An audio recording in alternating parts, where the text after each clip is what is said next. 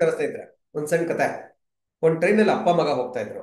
ಅಪ್ಪಂಗೆ ಸುಮಾರು ಒಂದು 70 ವರ್ಷ ಇರ್ಬೋದು, ಮಗಂಗೆ ಒಂದು 35 ವರ್ಷ ಹತ್ರ ಹತ್ರ ಇರುತ್ತೆ. ಸರಿ, ಮುಂದೆ ಬೇರೆ ಪ್ಯಾಸೆಂಜರ್ಸ್ ಕೂತಿದ್ದಾರೆ. ಆ ಟ್ರೈನಲ್ಲಿ ಹೋಗ್ತಾ ಇದಾರಲ್ಲ, ಆ ಮಗಂಗೆ ಖುಷಿ ಅಂದ್ರೆ ಖುಷಿ, ಎಕ್ಸೈಟ್ಮೆಂಟ್. ಏನೊಂದ್ ಮರ ಬಂತು ಅಂದ್ರೆ, ಅಪ್ಪ ಅಪ್ಪ ಅಲ್ಲಿ ನೋಡು ಮರ ಎಷ್ಟು ಚೆನ್ನಾಗಿದೆ ಅಂತಾನೆ. ಒಂದ್ ಪಕ್ಷಿ ಬಂದ್ರೆ, ಅಪ್ಪ ಪಕ್ಷಿ ಎಷ್ಟು ಚೆನ್ನಾಗಿದೆ ನೋಡು ಅಂತಾನೆ. ಅಪ್ಪ ಆಕಾಶ ಎಲ್ಲ ನೋಡು, ನಮ್ ಜೊತೆ ಓಡ್ ಬಂದಂಗೆ ಆಗ್ತಾ ಇದೆ ಅಲ್ವಾ ಅಂತ. ಹಿಂಗೆ ಮಾತಾಡ್ತಾ ಇದ್ದಾನೆ. 35 ವರ್ಷದ ಹುಡುಗ, ಇನ್ನು ಒಳ್ಳೆ ಎಳೆ ಮಗು ತರ ಎಕ್ಸೈಟ್ಮೆಂಟ್ ತೋರಿಸ್ತಾ ಇದ್ದಾನೆ ಟ್ರೈನಲ್ಲಿ ಕೂತ್ಕೊಂಡು, ಕಿಟಕಿಯಿಂದ ಆಚೆ ನೋಡ್ಕೊಂಡು.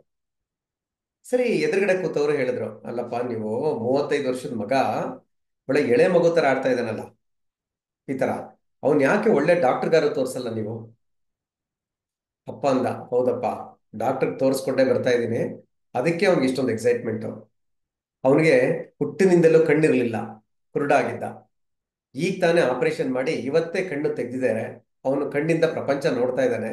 ಅದರಿಂದ ಅವನಿಗೆ ಇಷ್ಟೊಂದು ಎಕ್ಸೈಟ್ಮೆಂಟ್ ಇದೆ ಅಷ್ಟೇ. ಅವನೇನು ಹುಡುಗಾಟ ಆಡ್ತಾ ಇಲ್ಲ ಅಂತ ಹೇಳಿದ್ರು. ಸ್ನೇಹಿತರೆ, ಎಷ್ಟು ಚೆನ್ನಾಗಿದೆಲ್ಲ ಕತೆ.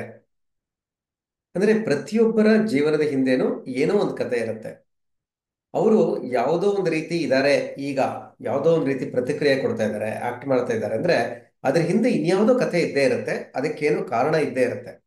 ಆದ್ರಿಂದ ನಾವು ತಕ್ಷಣ ಜಡ್ಜ್ಮೆಂಟ್ಸ್ ಬರೋ ಬದಲು ಬೇರೆಯವ್ರನ್ನ ಅರ್ಥ ಮಾಡ್ಕೊಂಡ್ಬಿಟ್ರೆ ಪ್ರಪಂಚ ಎಷ್ಟು ಚೆನ್ನಾಗಿರುತ್ತಲ್ಲ. ಹಾಗೆ ನಮ್ಮ ಕಥೆನೂ ಬೇರೆಯವ್ರು ಅರ್ಥ ಮಾಡ್ಕೊಳಕ್ ಪ್ರಯತ್ನ ಪಟ್ರೆ ನಾವು ಸಂತೋಷವಾಗಿರ್ತೀವಿ ಅಲ್ವಾ ಸ್ನೇಹಿತರೆ? Thank you so much for listening. Thank you.